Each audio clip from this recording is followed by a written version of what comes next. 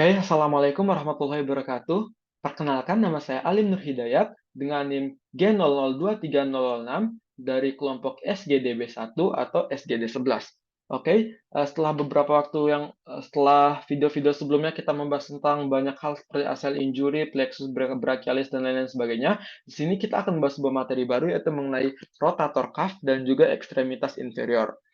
Sebelumnya, apa sih rotator cuff itu? Jadi rotator cuff itu merupakan kumpulan dari muskulus-muskulus yang dimana dia itu berfungsi untuk menstabilkan atau memberikan kestabilan bagi shoulder joint kita.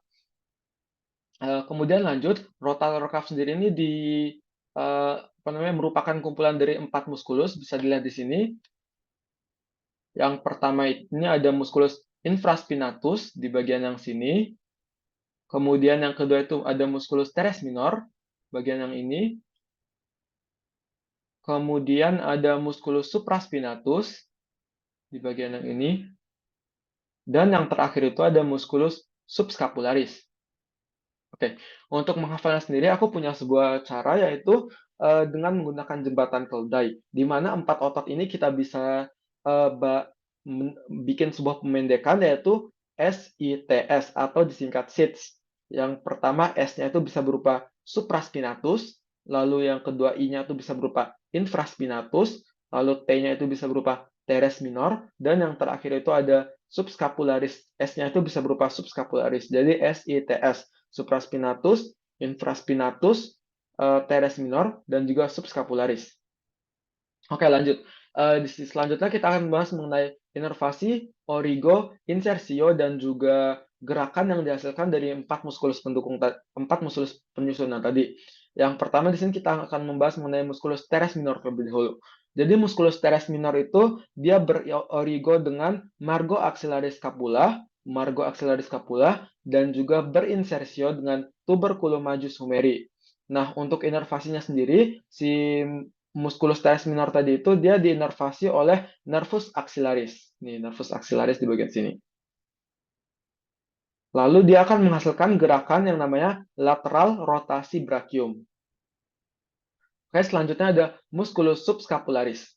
Untuk origonya sendiri, musculus subscapularis ini berorigo dengan fossa subscapularis di bagian sini. Oke, fossa subscapularis, dan juga dia tuh berinsersio dengan tuberculum minus humeri. Untuk inervasinya sendiri, dia ini diinervasi oleh nervus subscapularis superior et inferior. Lalu musculus subscapularis ini menghasilkan gerakan berupa medial rotasi pada brachium.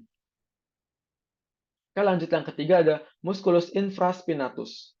Musculus infraspinatus sendiri ini berorigo dengan fossa infraspinata, namanya mirip. Kemudian dia itu berinsersio dengan tuberculum majus humeri, lalu diinervasi oleh nervus suprascapularis, di mana dia ini akan menghasilkan gerakan berupa lateral rotasi pada brachium. Oke, next. Yang terakhir itu ada musculus supraspinatus. Jadi musculus supraspinatus ini merupakan sebuah muskulus yang dia itu berorigo dengan fossa supraspinata, lalu dia itu berinsersio dengan tuberculum majus humeri, dan diinervasi oleh nervus subscapularis. Fungsinya sendiri dia ini untuk abduksi bagi bagian brachium.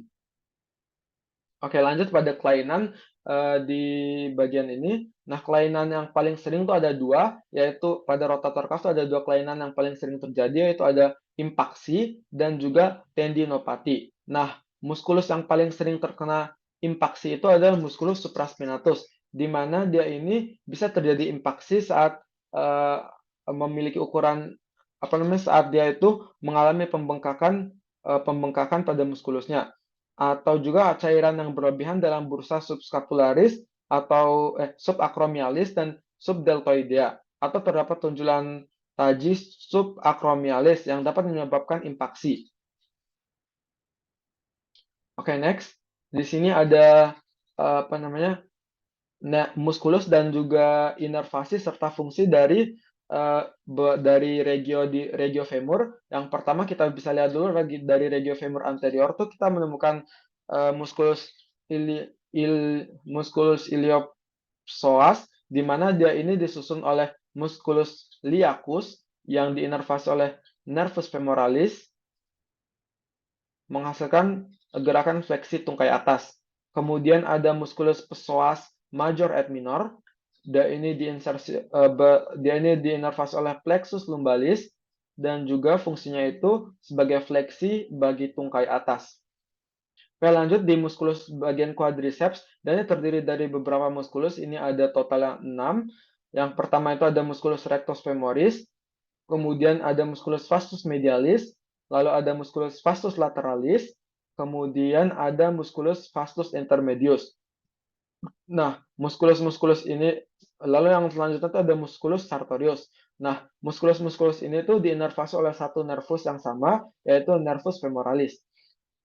Untuk 4 muskulus di atas yaitu rectus femoris, vastus medialis, vastus lateralis, dan juga vastus intermedius, dia tuh akan menghasilkan gerakan berupa ekstensi tungkai bawah pada bagian articulatio genu. Lanjut pada musculus sartorius, dia akan menghasilkan gerakan fleksi, abduksi, rotasi lateral, tungkai atas, articulasia coccyx, dan fleksi serta endorotasi pada tungkai bawah. Next, ada musculus tensor fascia latae. Nah, dia ini diinervasi oleh nervus gluteus superior dan membantu musculus gluteus maximus untuk mengekstensikan articulatio genu. Oke, lanjut. Ada regio femur bagian medial. Di sini ada beberapa musculus juga, ada 5 totalnya. Yang pertama ada musculus gracilis, dia ini. Lalu yang kedua ada musculus adductor longus, lalu yang ketiga ada musculus adductor brevis. Nah, dia ini sama-sama diinervasi oleh nervus obturatorius. Tapi untuk musculus gracilis sendiri, dia ini fungsinya untuk adduksi bagi tungkai atas. Kemudian selanjutnya ada musculus adductor magnus, dia diinervasi oleh dua nervus, yaitu nervus obturatorius sama seperti yang di atas, ditambah dengan nervus ischiadicus. Gerakannya sama dengan adductor longus dan brevis, yaitu dia tuh untuk adduksi tungkai atas dan eksorotasi tungkai bawah. Next, untuk musculus obturatorius externus, dia itu diinervasi oleh nervus obturatorius dan juga berfungsi untuk melakukan gerakan rotasi lateral pada tungkai atas. Dan yang terakhir itu ada musculus pectineus, dia itu diinervasi oleh nervus femoralis. Oke, untuk regio femur posteriornya sendiri, di sini ada hamstring muscle, di mana dia ini tersusun dari musculus biceps femoris, ada dua kaput, yaitu kaput longum dan juga kaput brevis. Untuk kaput longum sendiri, dia tuh diinervasi oleh nervus ischiadicus yang berasal dari pars tibialis, kemudian untuk kaput brevisnya itu dia tuh diinervasi oleh nervus ischiadicus dari pars peroneus communis. Fungsinya ini sama, yaitu untuk fleksi dan eksorotasi tungkai bawah. Oke, lanjut di musculus semitendinosus dan juga musculus semimembranosus. Dia ini diinervasi sama nervus yang sama, yaitu nervus ischiadicus, dan juga gerakannya sama dengan dua musculus di atas, yaitu sebagai fleksi dan eksorotasi tungkai bawah.